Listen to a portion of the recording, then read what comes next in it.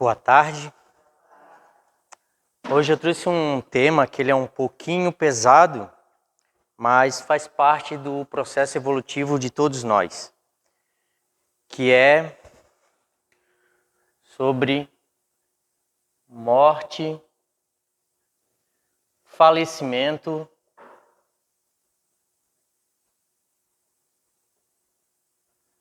ou desencarne.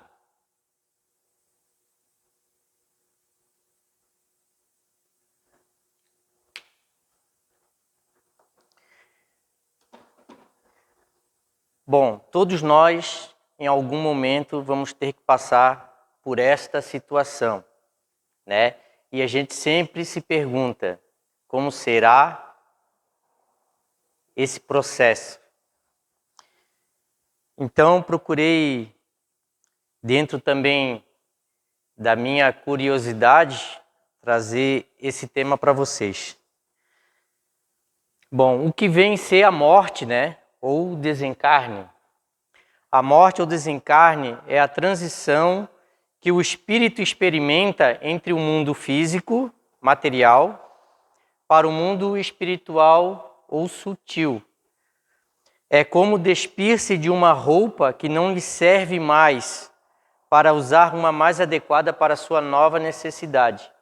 Então, todos nós, em algum momento, teremos que nos desfazer de toda a nossa matéria para evoluirmos para um outro mundo, para outras situações, né? Por vários motivos. Dependendo do seu estado evolutivo, esse desencarne pode ser mais ou menos penoso ou angustiante, consciente ou inconsciente, natural ou provocado. Então aqui, como a gente pode ver, o desencarne do ser humano, até mesmo dos animais, ele passa por vários tipos de processos, né? E o modo como a gente vai desencarnar ou desentrelaçar do nosso corpo vai depender de como a gente foi na nossa vida atual, né? Das nossas condições morais. Então, o espírito que já tem uma condição mais evolutiva, ele já não vai sentir tanto quanto aquele que é muito pegado à matéria. Não só à matéria em si, mas também ao seu grupo familiar. Porque, por incrível que pareça, ser apegado a alguém que a gente ama demais faz com que a gente tenha um processo de desencarne muito doloroso, muito angustiante, né? E para falar de desencarne, ele é um tema assim, digamos assim, muito cabuloso, muito cheio de entrelinhas, porque existem vários modos em que o ser humano ele acaba tendo que fazer essa transição, né? E um deles, assim, eu escolhi 3 para a gente falar, que eu acho que é o mais comum que a gente vê por aí, né? Tirando o suicídio, que já é um outro tema, e também as mortes coletivas, que também é um outro tema que tem que ser muito bem abordado, muito bem comentado. Eu trouxe 3 tipos, que é aquele desencarne por acidente, ou desencarne que a pessoa ele sofre aquele choque. Também o desencarne, que é um desencarne natural, que a pessoa vai naturalmente fazendo essa transição do mundo físico para o mundo espiritual. E também aquele desencarne que a gente sabe que vai. Não tem jeito, tem até data e hora, né? Infelizmente, quando a gente vai nos médicos, a gente tem uma doença ali que ela vai nos consumindo. O médico diz, olha, você tem uma semana de vida, né? Então, é aquele desencarne que a gente diz que é um desencarne já com data, hora e hora marcada, né? Bom, entre os vários tipos de desencarne, ele citar os 3 mais comuns. O desencarne abrupto, né? quando a pessoa, por um motivo brusco, é expulso do corpo, como, por exemplo, em um acidente de trânsito ou uma explosão inesperada, né? Principalmente em guerras. Você está ali, você está numa região que vive em conflito, como a gente sabe que tem o Oriente Médio, do nada explode uma bomba do teu lado, você é expulso do corpo. Mas essa expulsão não quer dizer que você desencarnou, porque você ainda está entrelaçado ao corpo.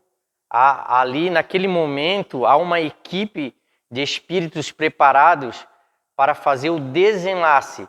Porque quando a gente é expulso do corpo, não quer dizer que a gente se desligou automaticamente.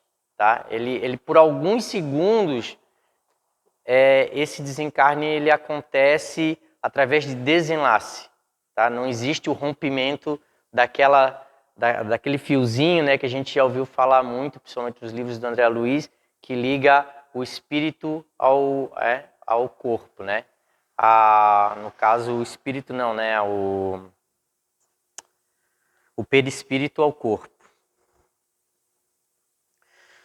Esses espíritos muitas vezes nem sabem que desencarnaram. Então, quando há um choque muito grande com o corpo da gente, a gente é expulso do corpo, a gente nem sabe que desencarnou, porque nem sofreu a dor, nem sofrimento nenhum. Foi simplesmente expurgado do corpo. Apesar de que ainda está ligado nele, o espírito ele fica ali meio que perturbado, ele fica numa perturbação. Ele ainda assim, ele acha que ainda está vivo. Ele chega a agir como se estivesse vivo, querendo ajudar se for da condição moral dele, de querer ajudar os outros que estão envolvidos no mesmo tipo de acidente com ele, ou achar que deve ir para casa porque foi só um susto que tomou, e depois, mais tarde, descobre que desencarnou, né? E se vem, né? Não sabe que desencarnaram, e se vem em uma perturbação momentânea, conforme seu grau de entendimento ou estado moral. Então, é entendimento e estado moral. Se o cara é um pouco mais evoluído nos conhecimentos, principalmente espirituais, como nós espíritas, ele vai entender, num certo momento, que ele desencarnou e vai aceitar, né? Tem espírito que não aceita. Desencarnou, não morri, e né, fica naquela perturbação mais prolongada. Mas que também é um pouco momentânea, porque aos pouquinhos ele vai sendo esclarecido por espíritos que o acompanham, né? Até espíritos familiares. Conforme seu grau de... mas mesmo nesses casos o espírito ainda está ligado à matéria. Mas mesmo nesses casos, aquele negócio que eu falei, mesmo com o desencarne abrupto ou acidental, que ele é expurgado do corpo, expulso do corpo, ele ainda está ligado à matéria, ele não é de imediato o rompimento desse fio, né, do perispírito com o corpo. No Livro dos Espíritos, capítulo 3, do livro 2, a pergunta 161 diz: na morte violenta e acidental, a pergunta que o Allan Kardec faz, ou geralmente, acho que não sei se foi ele ou foi outros espíritas da época que fizeram, na morte violenta e acidental, quando os órgãos não estão ainda enfraquecidos pela idade ou doença, a separação da alma e a cessação da vida ocorre simultaneamente? Aí a resposta que deram é: geralmente é assim, mas em todos os casos o instante que os separa é muito curto. Quer dizer, não há uma cessação e a separação da alma ao mesmo tempo, né? A alma se separa do corpo, mas a cessação, o fim da vida, se dá após o entrelace do perispírito com o corpo. Mesmo aqueles corpos que, né, infelizmente a gente tem que falar isso, estão lá espedaçados, né? Ainda estão ligados ao perispírito.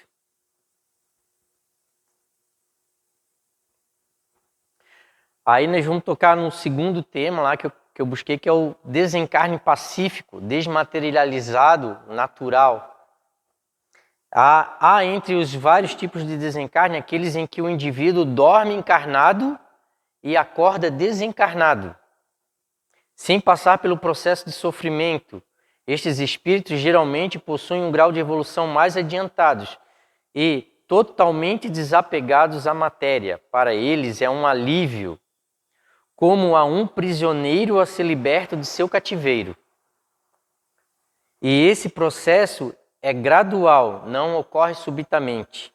Mas ainda assim, mesmo em estado moral elevado, ele passa por um breve momento de perturbação, como quem acorda de um período longo de sono. Então, mesmo o espírito evoluído, ao desencarnar, que ele desencarna, como eu disse ali, ele às vezes nem sabe que desencarnou, mas ele ainda tem aquele processo de perturbação. Ele acorda do outro lado ainda um pouco atordoado, porque ele teve o quê? Um enfraquecimento de todos os órgãos, naturalmente, né? E ele se sentiu cansado e foi se deitar como se tivesse com um cansaço extremo. E ao acordar, ele acorda com ainda com aquela sensação de cansaço. E aos pouquinhos ele vai tomando conhecimento de si, da onde ele está e também do seu, digamos assim, vigor, né? Vigor espiritual.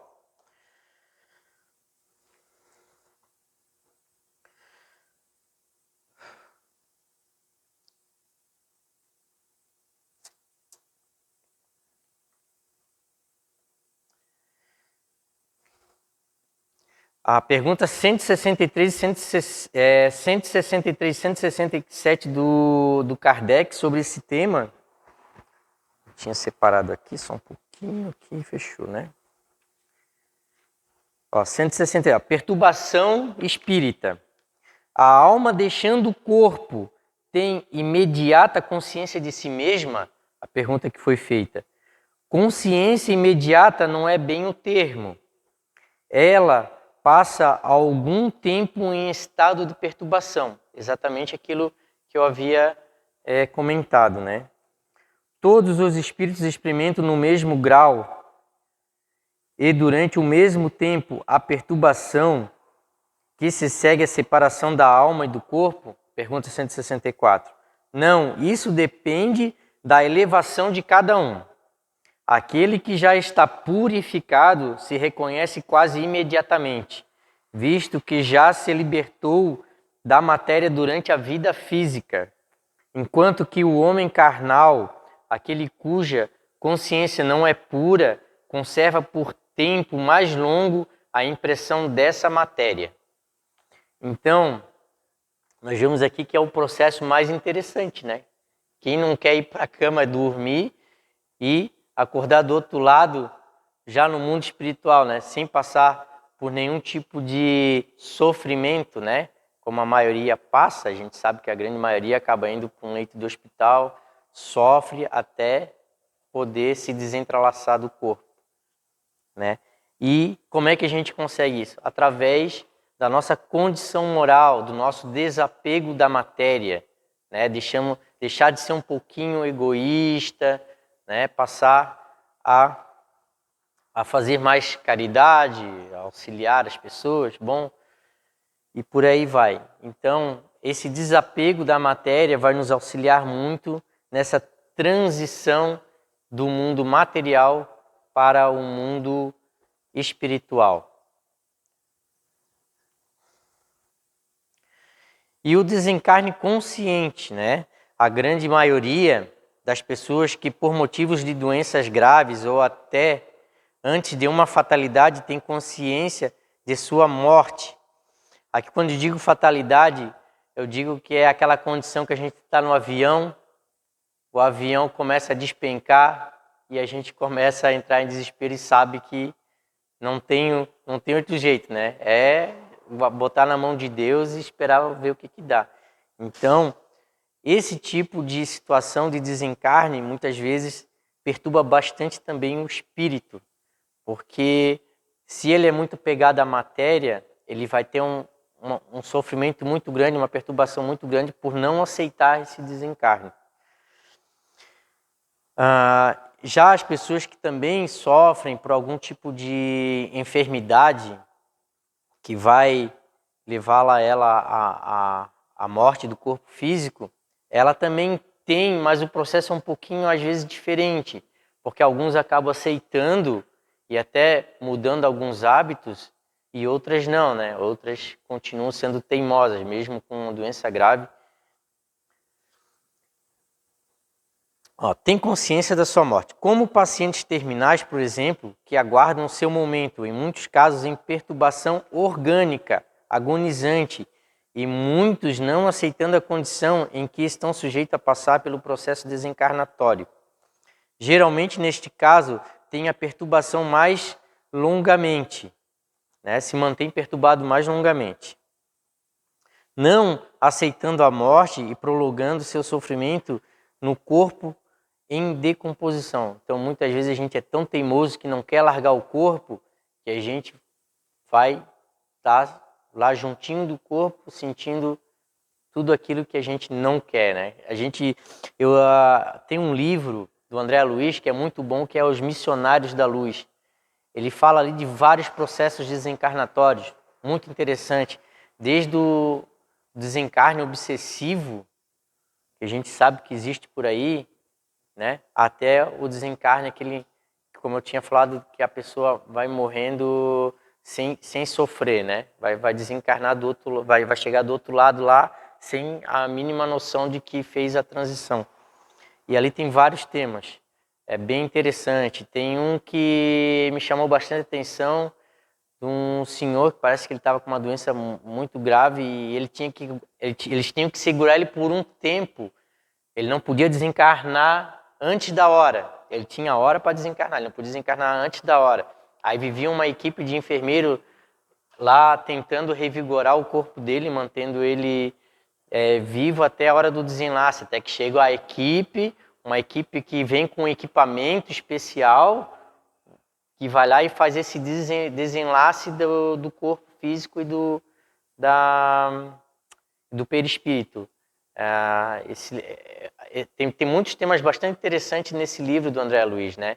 Eu não trouxe nenhum pedacinho assim, porque eu teria que fazer um resumo do resumo do resumo para a gente estar podendo passar aqui. Mas aí quem tem tempo, tem o hábito da leitura e goste, Missionários da Luz, para quem tem interesse de saber o processo desencarnatório e até mesmo alguns processos encarnatórios, o Missionários da Luz é muito bom. Que é romanceado, então não dá aquele choque na pessoa, né? Sobre desencarne, sobre morte e tal.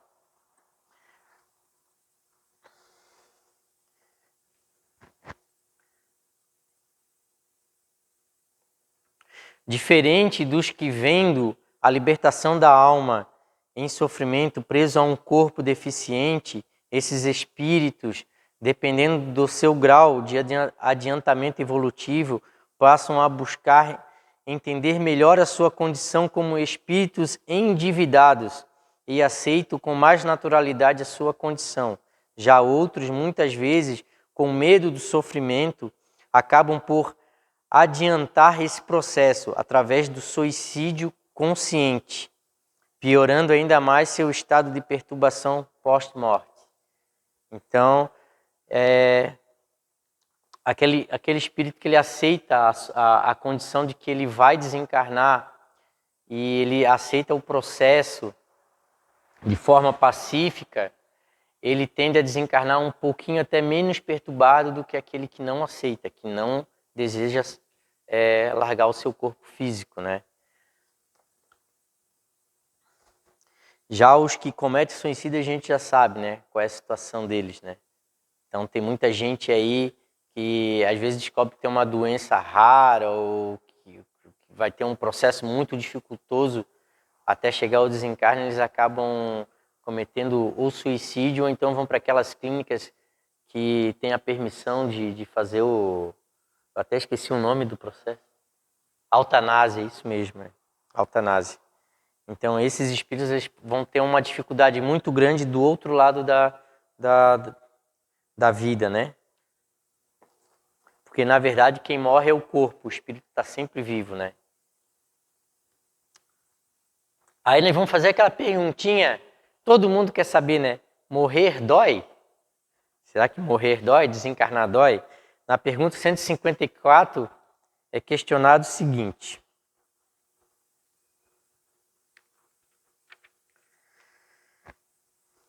a separação da alma e do corpo é dolorosa? Pergunta que foi feita. Não, o corpo sofre frequentemente, mais durante a vida que no momento da morte. Neste, a alma não toma parte. Os sofrimentos que experimenta algumas vezes no momento da morte são um prazer para o espírito, que se vê chegar o fim do seu exílio. Então, quando o espírito ele vai desencarnar, ele não sente dor. E quando a gente pensa que a pessoa está ali sofrendo, que a gente até, né, a gente chega a rezar para Deus para que ele desencarne logo, que está sofrendo demais, na verdade para ele aquilo dali é um alívio, está sabendo que está chegando a sua hora e que ele vai sair da prisão que é o nosso corpo, né? Nós somos prisioneiros nesse corpo para que a gente aprenda algumas lições que a gente, como espíritos endividados, precisa passar, né? Que são as nossas expiações.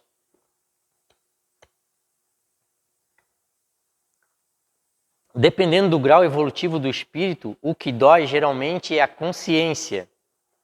Se faz o bem, a transição será tranquila. Mas se causou algum mal, esse indivíduo se vê em um estado maior de perturbação, tendo muitas vezes a se encontrar em vales umbralinos, onde a própria consciência o leva a ficar, até que se perceba da necessidade de reparar todo o mal que fizera e passe a despertar ou a reconhecer-se no mundo espiritual. Então, para quem é mais evoluído, é bem mais tranquilo essa transição, né? Do que aquele que, por alguma razão, deixou de praticar o bem e daí a única dor que ele vai levar, a única dor que a gente leva daqui é a dor moral. Porque quando a gente chega do outro lado, aquele véu que nos cegava, ele é mostrado todo aquele processo que a gente teve na nossa vida, os mal que a gente cometeu, né? Tudo aquilo ali vai pesar na nossa consciência e dependendo do grau desse peso da consciência, né? A gente vai parar nesses vales umbralinos até que a gente comece a querer pedir perdão pelos nossos maus, a querer chamar por Deus e assim vai. No filme André Luiz a gente vê esse processo, né? Ele não acreditava em Deus e até pelos excessos de vida que ele teve, ele foi parar lá no umbral, né? Do Vale dos Suicidas, né? Mesmo ele não aceitando que ele não era suicida, ele passou por todo aquele processo. Então, no livro do Nosso Lar, de André Luiz, está bem pautado lá a condição da gente, né? E tem um outro livro, eu agora não me lembro, também do André Luiz, que ele vai junto com uma equipe espiritual a um desses vales e o mentor dele explica para ele que muitos estão ali porque querem, porque a consciência deles está tão pesada que eles criam aquele ambiente umbralino, né? Está na própria consciência deles. Até eles começar a entender, a pedir perdão, a modificar aquele pensamento deles, eles ficam naquele vale, né? Naquelas regiões umbralinas, dependendo do que eles fizeram em vida.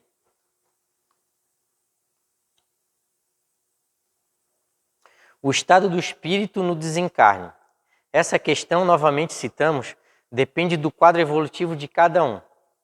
Mas, em geral, todos os espíritos no momento da morte encontram-se em perturbação, como é possível ver na conclusão de Allan Kardec sobre o tema abordado. Então, aqui na conclusão do Allan Kardec, que é um pouquinho longo, eu acho que dá tempo para nós ler aqui, ó. Ele fala: no momento da morte, tudo a princípio é confuso. A alma necessita de algum tempo para se reconhecer. Ela se acha como aturdida e no estado de um homem que, despertando de um sono profundo, procura orientar-se sobre sua situação. A lucidez das ideias e a memória do passado lhe voltam, à medida que se apaga a influência da matéria da qual se libertou, e se dissipe a espécie de neblina que obscurece seus pensamentos. Durante a duração da perturbação que se segue à morte do corpo, varja muito. Pode ser de algumas horas, de muitos meses e mesmo de muitos anos. E menos longa para aqueles que, desde sua vida terrena, se identificaram com o seu estado futuro, porque então compreende imediatamente a sua posição. Essa perturbação apresenta circunstâncias particulares, segundo o caráter dos indivíduos e, sobretudo, de acordo com o gênero de morte. Nas mortes violentas, por suicídio, suplício, apoplexia, ferimentos, etc., o espírito é surpreendido, espanta-se e não acredita que morreu e sustenta essa ideia com obstinação. Entretanto, vê seu corpo, sabe que esse corpo é seu e não compreende porque está separado dele. Acerca-se das pessoas a quem estima, fala-lhes e não compreende porque elas não o ouvem. Essa ilusão perdura até a inteira libertação do perispírito. E só então o espírito se reconhece e compreende que não pertence mais ao número dos vivos. Este fenômeno se explica facilmente. Surpreendido de improviso pela morte, o espírito fica atordoado com a brusca mudança que nele se operou. Para ele, a morte é ainda sinônimo de destruição, aniquilamento. Ora, como ele pensa, vê e escuta, não se considera morto. Sua ilusão é aumentada pelo fato de se ver com um corpo de forma semelhante ao precedente, mas cuja natureza etérea ainda não teve tempo de estudar.